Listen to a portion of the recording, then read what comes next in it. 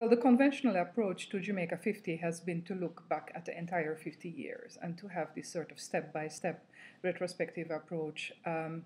So a number of exhibitions, a number of projects, a number of publications have already done that.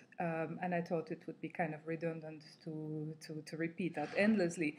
So I wanted to do something different. And what I really wanted to do was to focus on what Jamaican art was like around independence, who were the dominant artists, what were the dominant ideas in Jamaican art at that time, what were the dominant developments, and then contrast that with today. So I really went for a then and now kind of approach, sort of taking out the connective tissue of what happened in between.